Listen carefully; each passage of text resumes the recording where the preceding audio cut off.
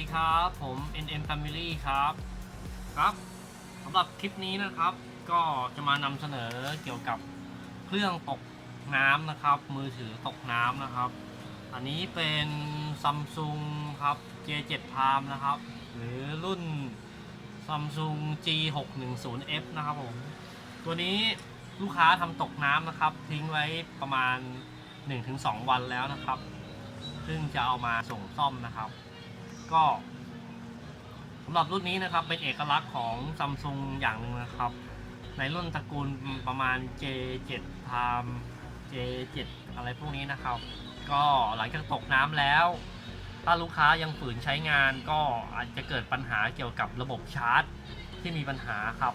อาจจะฟ้องเรื่องของอุณหภูมิร้อนเกินไปเย็นเกินไปชาร์จไม่เข้านะครับสุดท้ายแล้วลูกค้าก็จะต้องเข้ามาที่ร้านซ่อมอยู่ดีนะครับอาการแนวนี้นะครับยิ่งทิ้งไว้หลายวันนะครับโอกาสที่จะทำให้อาการลุกลามบานปลายไปหลายอาการเป็นไปได้สูงนะครับแนะนำว่าเครื่องตกน้ำนะครับควรจะรีบล้างเครื่องทำความสะอาดนะครับหรืออบให้แห้งโดยเร็วนะครับถ้าทำไม่ได้ทำไม่เป็นนะครับมาส่งที่ร้านซ่อมนะครับให้ร้านเป็นผู้จัดการให้นะครับเรื่องของเครื่องไม้เครื่องมือก็มีความครบมากกว่านะครับผมโอเคครับเดี๋ยวผมจะสาธิตวิธีการแกะตัวนี้นะครับ Samsung รุ่นพวกนี้เราจะต้องแกะจากด้านหน้านะครับเอาหน้าจอด้านหน้าออกก่อนนะครับถึงจะสามารถเอาเมนบอร์ดออกมาล้างได้นะครับเดี๋ยวเรามาดูนะครับว่าภายในมีความเสียหายขนาดไหนนะครับตัวนี้มีเรื่องของ1คือตกน้ำนะครับตกน้ำแล้วก็2คือมีอาการเรื่องของแจ้งว่าอุณหภูมิชาร์จครับชาร์จร้อนหรือชาร์จเย็นนั่นแหละครับประมาณนี้นะครับแน่นอนครับมีอุปกรณ์เสียแน่นอนครับผมตัวนี้เดี๋ยวมาดูนะครับว่าจะเป็นอย่างที่ผมพูดไหมนะครับผมครับผม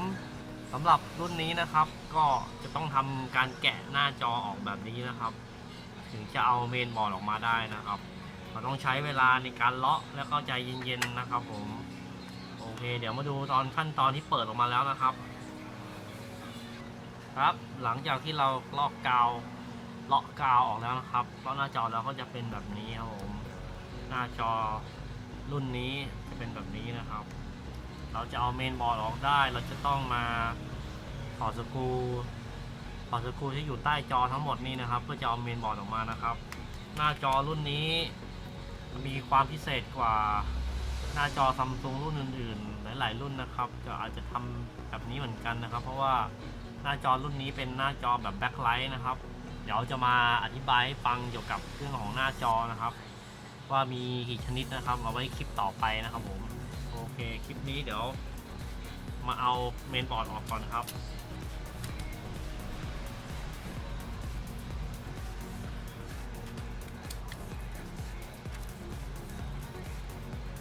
ตัวนี้ตกน้ำนะฮะมี2อาการด้วยกันคือเรื่องของตกน้ำแล้วก็ระบบชาร์จมีปัญหานะครับ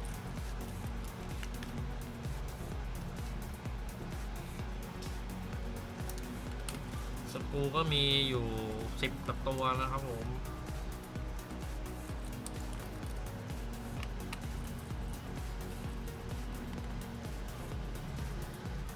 หลังจากที่เราขันสกรูออกหมดแล้วนะครับแล้วก็ทำการแยกชุดแกนกลางออกนะครับมันก็จะออกได้ง่ายนะครับผมเพราะว่าไม่มีสกรูยึดแล้วนะครับทำตามนี้เลยนะครับเปิดออกมาครับปั๊บส่วนวงจรที่เสียหายจะอยู่ในชุดส่วนล่างนะครับน่าจะมีชุดตัวที่เสียหายนะครับเดี๋ยวต้องเอาไปเช็คอีกทีนะครับเอาชุดเมนบอร์ดออกมาเลยครับผมชุดกล้องหน้าครับกล้องหน้าครับผมเอาเมนบอร์ดออกมาครับ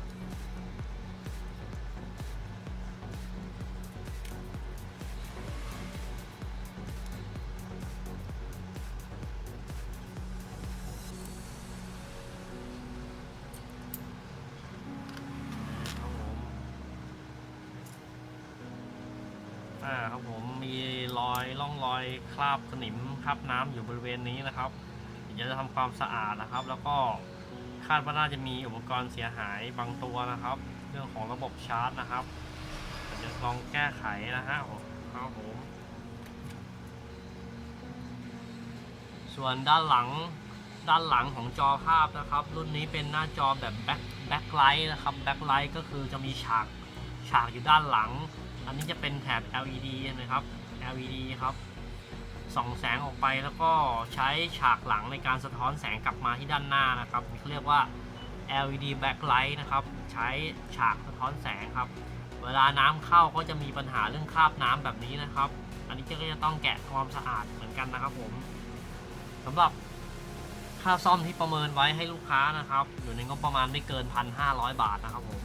ก็แล้วแต่พื้นที่นะครับอาจจะอยู่ในเกณฑ์ประมาณ 1,500 ถึง 1,800 1,900 นะครับแล้วก็ขึ้นอยู่กับอาการเสียต่อเนื่องที่รวมมานะครับผม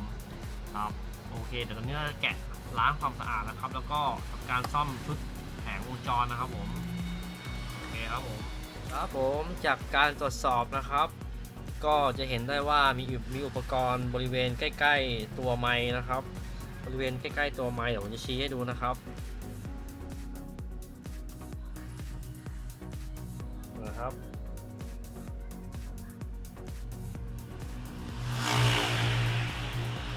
นี่นะครับจุดนี้นะครับน่าจะช็อตนะครับจะต้องเปลี่ยนหรือว่าถอดออกนะครับแล้วก็มีอันนี้ตัวไม้นะครับสี่เหลี่ยมนี่คือไม้นะครับโทษนะครับภาพไม่ค่อยนิ่งครับผม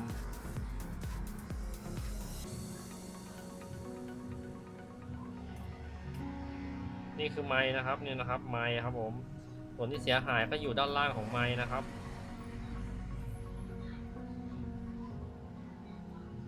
เป็นภาพที่ใช้กล้องขยายนะครับนี่นะครับภาพที่ใช้กล้องอัตราขยายนะครับขยายขึ้นมานะครับก็จะเห็นรอยคราบช็อตหรือว่าคราบความเสียหายนะครับจุดนี้เดี๋ยวจะทำความสะอาดแล้วก็เช็คอีกทีนะครับว่าเสียยังไงแบบไหนนะครับผมโอเคครับผมเดี๋ยวชี้จุดให้ดูอีกทีนะครับตำแหน่งที่ทำการเปลี่ยนไปนะครับชี้ก่อนนะครับนี่นะครับตรงนี้นะครับตัวที่ขยายให้ดูเมื่อสักครู่นะครับตำแหน่งนี้นะครับผมที่ทำการเปลี่ยนตัวเสียออกไปแล้วนะครับผมให้เทียบให้ดูขนาดกับหัวของไขควงนะครับค่อนข้างเล็กมากทีเดียวนะครับเล็กจิ๋วเดียวเลยครับเท่าตัวมดนะครับผมหลังจากที่ทำการซ่อมแซมวงจรแล้วนะครับตอนนี้ก็มาสู่ขั้นตอนการทดสอบการชาร์จนะครับผมจะให้ดูอีกครั้งนะครับสำหรับหน้าจอที่เป็น LED backlight นะครับจะเป็นลักษณะแบบนี้นะครับผมจะมีแถบ LED นะครับที่ส่องแสงสว่างขึ้นมานะครับแต่ถ้าเราปิดหน้าจอไปเลยโดยที่ไม่มีฉากหลังหรือแถบสะท้อนแสงแผ่นสะท้อนแสงด้านหลังนะครับหน้าจอมันก็จะออกจางนะครับถ้าเราเอาแผ่นสะท้อนแสงใส่เข้าไปนะครับนี่นะครับอันนี้ยังไม่ได้ทำความสะอาดนะครับเดี๋ยวทดสอบให้ดูนะครับใส่เข้าไปเพื่อให้มีแสงสะท้อนนะครับเห็นไหมครับก็จะมีตัวหนังสือโผล่ขึ้นมานะครับผมโอเคครับประมาณนี้นะครับส่วนเรื่องของการซ่อมวงจรก็ผ่านไปได้ดีนะครับเปลี่ยนอะไหล่เรียบร้อยนะครับเดี๋ยวผมจะทำการล้างความสะอาดแล้วก็ใส่จอกลับเข้าไปแล้วเรามาดูกันอีกทีนะครับผมสำหรับตัวนี้ก็หลังจากที่ทำความสะอาดหน้าจอแล้วนะครับก็อาจจะมีรอยคราบด่างๆเล็กน้อยนะครับแต่ไม่มีผลกับการใช้งานโดยรวมนะครับการชาร์จนะครับการชาร์จเป็นปกติแล้วนะครับผมตอนนี้ชาร์จอยู่ที่ 37% นะครับเป็นปกติแล้วนะครับโอเคครับผมหลังจากที่ใช้เวลาทำการซ่อมแซมวงจรแล้วก็ทำความสะอาดหน้าจอนะครับก็เป็นปกติของเครื่องตกน้ำนะครับก็อาจจะมีหน้าจอที่มีคราบด่างๆเป็นรอยน้ำข้างในบ้างนะครับผมโอเคแต่โดยรวมแล้วไม่มีผลกับการใช้งานนะครับก็อย่างที่บอกไว้นะครับสำหรับเครื่องที่ตกน้ำนะครับตกน้ำหรือน้ำเข้านะครับควรจะรีบมาแกะเครื่องล้างทำความสะอาดนะครับโดยเฉพาะหน้าจอที่เป็นแบบนี้นะครับเป็นแบบแบ็คไลท์นะครับก็โอเค ครับถือว่ายังใช้งานได้ปกตินะครับ เดี๋ยวขั้นตอนต่อไปก็จะทำการประกอบชิ้นส่วนต่างๆกลับเข้าที่เดิมนะครับผมครับสำหรับท่านที่อยู่พื้นที่ใกล้เคียงนะครับนิคมสหพัฒน์ศรีราชานะครับผมหรือลูกค้าออนไลน์นะครับอยากจะส่งเครื่องมาซ่อมก็สามารถส่งเครื่องมาได้นะครับที่อยู่ใต้คลิปนะครับผมติดต่อได้ใต้เลยนะครับผมซ่อมมือถือคอมพิวเตอร์นะครับทุกอาการนะครับผมติดต่อสอบถามกันเข้ามาได้นะครับครับสำหรับคลิปนี้นะครับถ้าเป็นประโยชน์นะครับก็รบกวนกรุณานะครับกดไลค์กดแชร์กด Subscribe ให้ผมด้วยนะครับจะได้รีวิวหรือแนะนำการซ่อมในรูปแบบต่างๆให้ชมต่อๆไปนะครับผมสำหรับคลิปนี้นะครับขอบคุณมากนะครับที่รับชมนะครับสวัสดีครับ